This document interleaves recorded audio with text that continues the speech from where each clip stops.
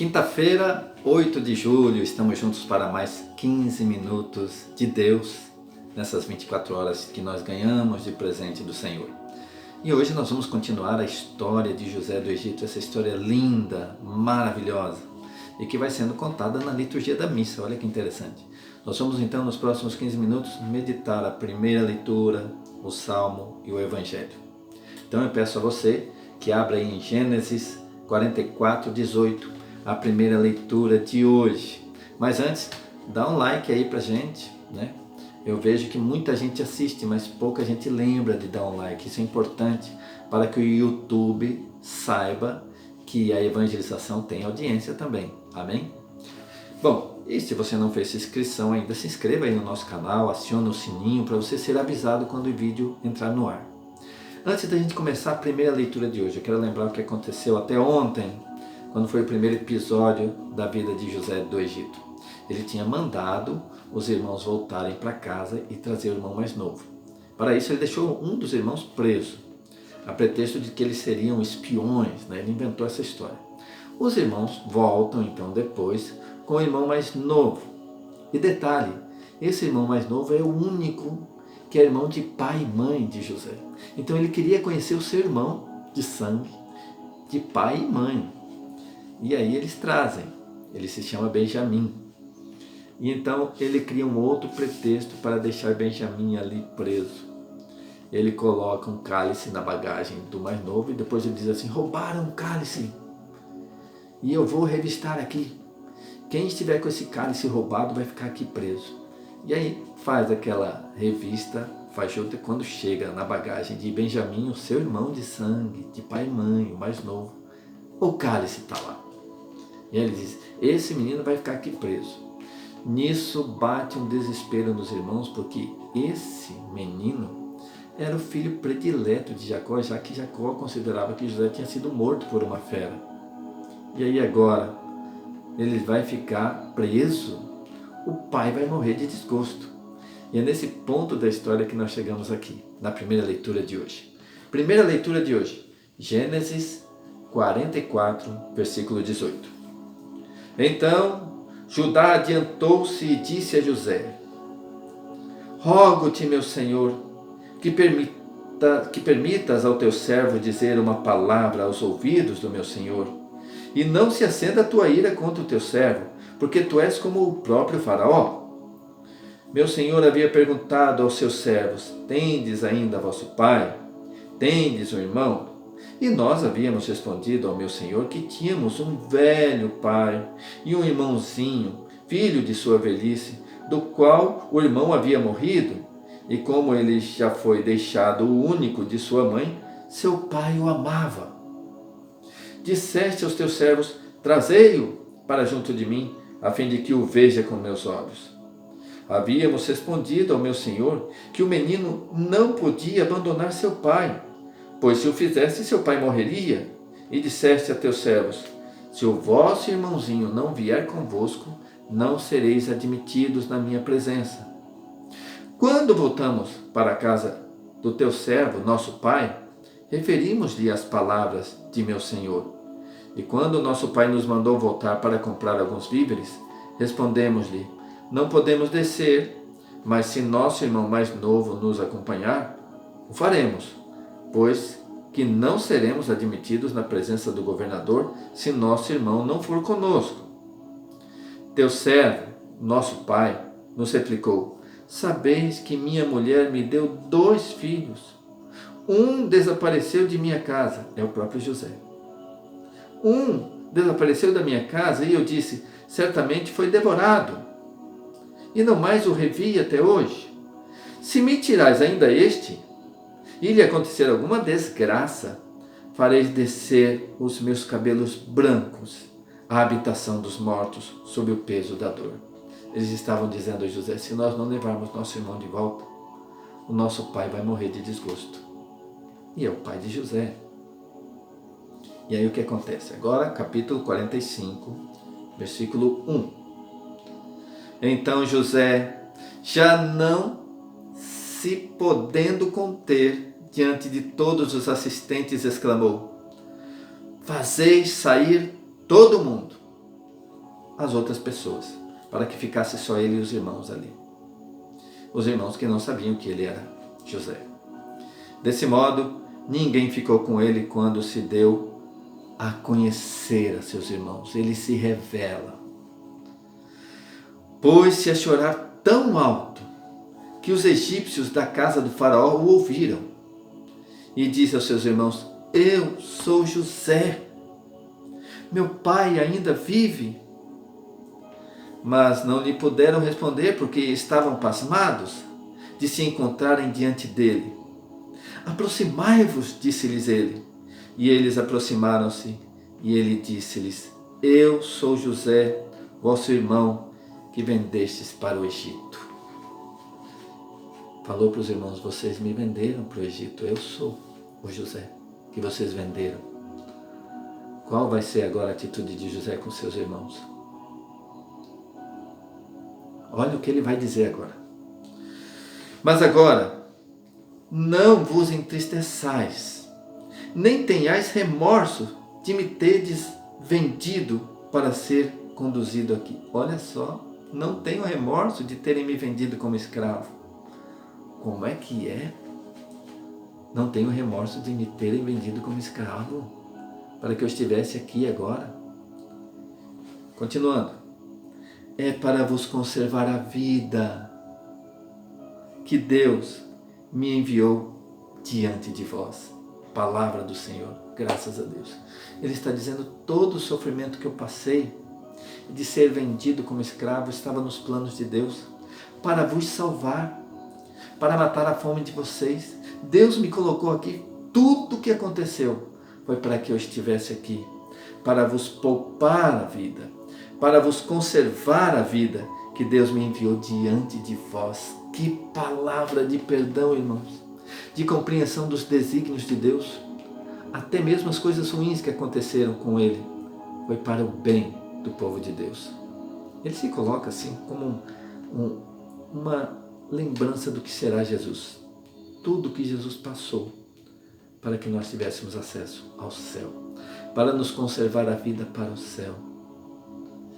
José está aqui como que louvando a Deus por tudo que ele passou, para poder salvar a sua família da morte pela fome. Que palavra de perdão, que palavra linda. Agora lembrando uma coisa: ainda que o seu pai não sabe que ele está vivo. Isso é o capítulo de amanhã.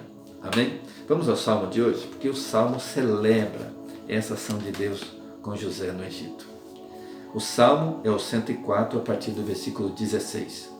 E diz assim o Salmo: que Deus, falando de Deus, e chamou a fome sobre a terra, e os privou do pão que os sustentava. Diante deles enviara um homem, José. Enviara um homem, José, que fora vendido como escravo. Apertaram-lhe os pés entre grilhões, ele virou escravo. Com cadeias cingiram-lhe o pescoço, até que se cumpriu a profecia e o justificou a palavra de Deus. Então, o rei do Egito, o rei ordenou que o soltassem. O soberano de povos o livrou e o nomeou senhor de sua casa e o governador de seus domínios. Palavra do Senhor. Amém. Olha o Salmo celebrando essa ação de Deus na vida de José para salvar o povo de Israel, seu pai, seus irmãos e todo o povo da herança de Abraão. Vamos ao Evangelho de hoje. O Evangelho de hoje é o Evangelho de Mateus, capítulo 10, é isso? Estou confirmando aqui. Mateus 10, de 7 a 15. Mateus 10, de 7 a 15. É a continuação do Evangelho de ontem. Ontem o Senhor enviou os apóstolos a evangelizar aos judeus, ao mundo dos judeus. Presta atenção, os judeus tinham muitas regras.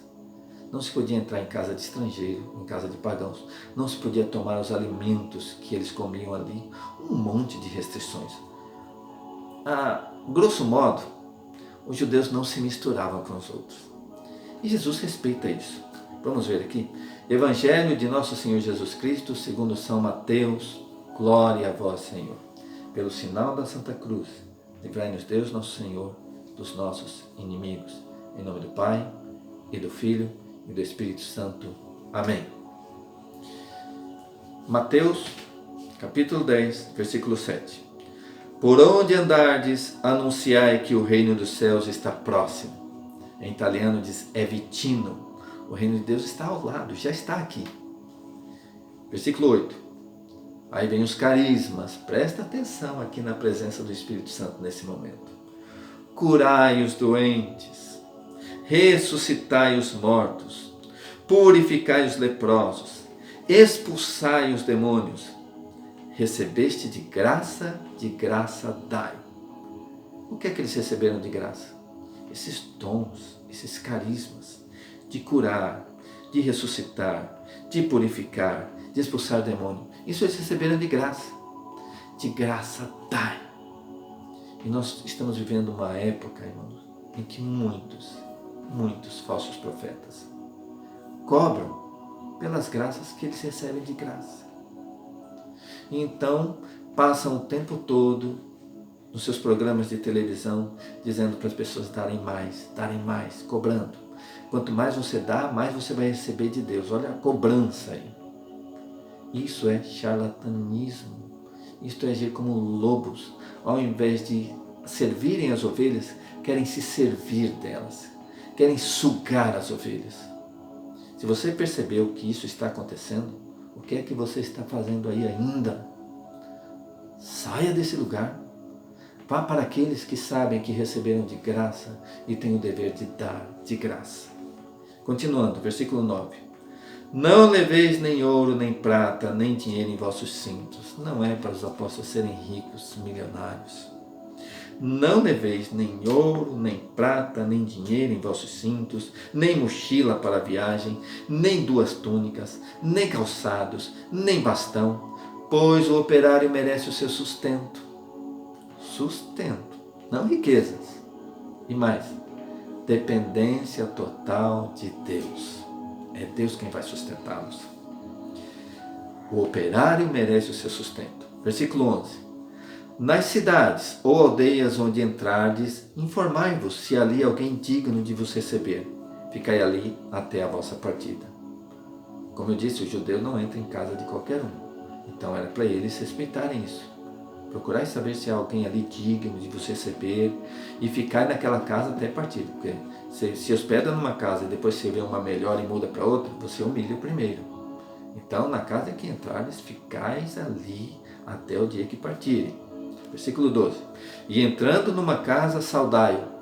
Paz a esta casa. Eu quero agora, em nome de Jesus, desejar para você que está assistindo esse vídeo agora.